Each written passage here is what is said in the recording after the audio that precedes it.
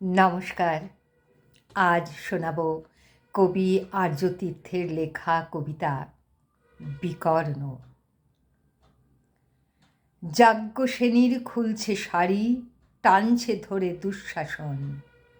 দায় ছিল যার গর্জে ওঠার, নিচু মাথায় সে ৫ জন।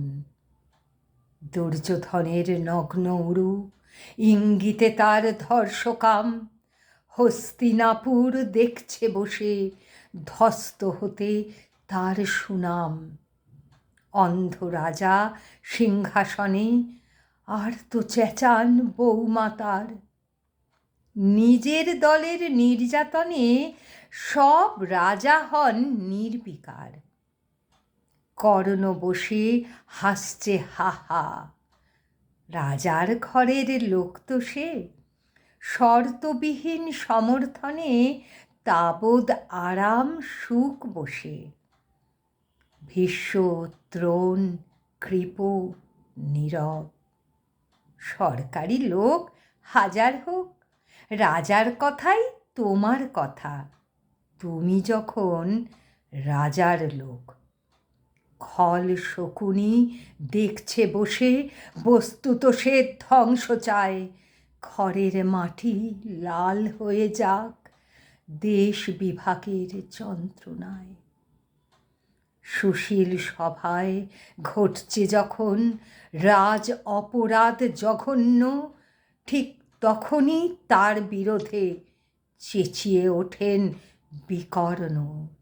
বিকর্ণ নন কেউ কেটা লোক, ১০০ ভাইয়ের একজনা। এর আগে ঠিক তেমন করে তার কথা কেউ জানত না।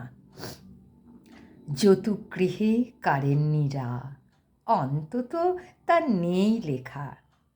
ভীমকে যখন বিষ খাওয়ালো, তখনও তার নেই দেখা।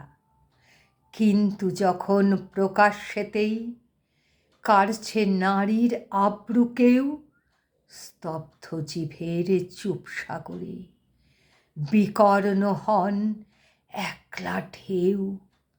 চেঁচিয়ে ওঠেন রাজার কুমার যুবরাজের বিরুদ্ধেই। মহাবলী পাণ্ডবেরও গলায় তখন সে সুর নেই। রাজা যখন নীরব থেকে সায় দিয়ে যান ধর্ষণে, ঠিক তখনই সমস্ত যুগ স্বর শোনে সেই বিকর্ণদের।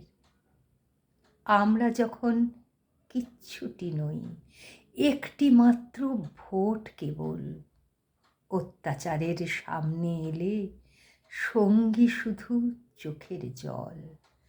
পোষ্যভাবে যাবনা চেবাই, অন্ধ এবং নিকর্ণ। প্রার্থনা থাক আমরা যেন একবার হই বিকর্ণ। প্রার্থনা থাক আমরা যেন একবার হই বিকর্ণ।